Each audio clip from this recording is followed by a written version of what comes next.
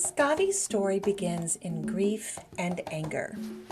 We are introduced to the precursor story with the events that occur when Iduna and her apples are kidnapped by the giant Thiazi.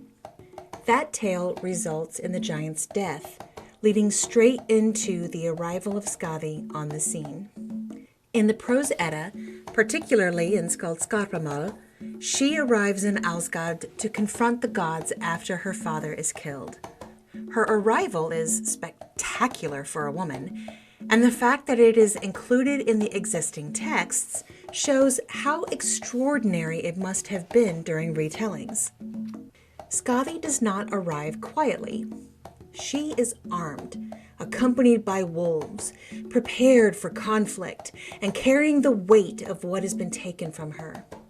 With her father gone, Skadi has little inheritance, no prospects for a union should she choose one, and no male relatives willing to balance the scales and avenge her father's death. She is on her own, but doesn't shy away. She is already a fierce hunter. Rather than wait for someone to rescue her, she dons armor, picks up her weapons, and heads to Asgard to demand what is rightfully hers. It must have been both surprising and incredibly impressive when the gods and goddesses were interrupted by loud banging on the doors of the hall. The temperatures had dropped, snow had begun to blow around the lands, and an expectant energy had begun to build within the walls.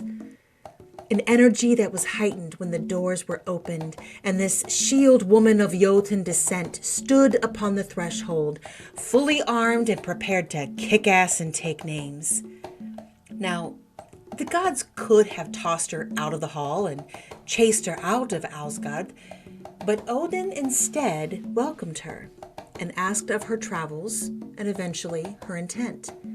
Skadi told the tale of her father's death and then demanded wergild, or recompense, to balance out what she had lost.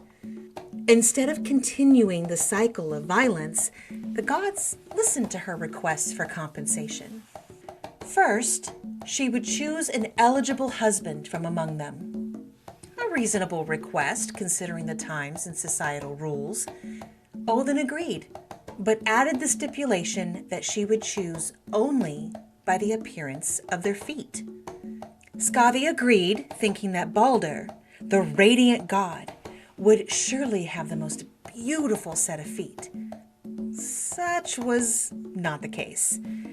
Instead, once she had chosen, the curtain was pulled back, and it was revealed that she had chosen Njord, the sea god of the Vanir. Though older, Skadi recognized the kindness in his eyes and felt that of all she could have wound up with, he wasn't that bad. They were married immediately. Her second term was that the gods would have to make her laugh. Understand, this was a fierce woman of strong Jotun stock. Intense, experienced in battle, raised in harsh elements, and now grieving the loss of her father. Undaunted, the gods attempt to tell jokes, wild stories, playing pranks, and general acts of revelry designed to bring a smile. None of it worked. Finally, they yanked poor Loki aside and told him that since the whole thing with their dad started with him, he needed to fix it, or else. A theme with these gods. Loki, with his wit and cunning, thought carefully. He then asked for a long piece of rope and a billy goat.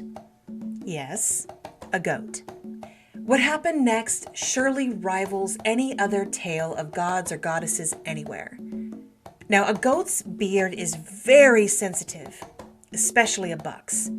When in rut, they pee on their beards to entice the ladies and generally make a smelly nuisance of themselves. Knowing this, Loki tied one end of the rope to the goat's beard and turned him to face the doorway. This was probably to entice the goat to try and escape out of the doors. He then dropped trow and tied the other end of the rope to his testicles. No, I didn't stutter or misrepresent. Loki tied his balls to the beard of a male goat. Skaði was watching this impassively, if not a little curiously. Loki then got on all fours and began to crawl toward Skaði. Once the rope pulled tight, the goat began to react. Not at all happy to have a rope on his beard, the goat lunged forward toward the doors and freedom. Back and forth the tug of war went, Loki trying desperately to get to Skadi's chair, and the goat yanking for all he was worth in the other direction. Loki was crying, he was sweating, he was biting his lips in pain, but he inched forward. The gods were speechless. They didn't know whether to commiserate with what was obviously a devastating blow to his nether regions, or laugh their asses off. Skaði sat in her chair watching. After what seemed like hours, but was probably only 10 minutes, Loki reached the Jotun woman and, gasping in pain, laid his head on her lap. The goat, realizing that the tugging had stopped, laid down in relief. The hall was so quiet, you could have heard a fly fart. They all watched Skaði closely. She looked down at the red, exhausted face of Loki, and slowly the corners of her stern lips began to twitch upward. A collective breath was drawn. She then began to smile. It slowly moved up her face to her eyes. Then she let out a husky laugh, replaying the image of Loki's antics in her mind. The hall let out its breath, and they began to welcome Skaði into their ranks. Loki, aching and more than a little embarrassed, managed to crawl away to recuperate. And no, they never thanked him.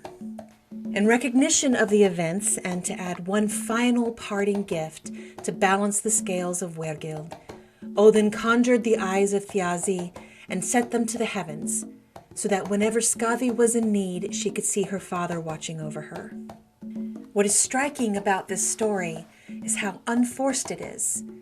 There is no punishment in the ending. One side demanded their due when wronged, and the other side acquiesced to restore balance. Skaði stood up for herself to obtain what no others would have done for her. She was establishing her place in the bigger picture. For a woman, this type of independence and owning of self-agency shows how important self-respect truly is. This is what Skaði energy is about. Understanding your own value and holding a stance that strongly encourages others to recognize it as well.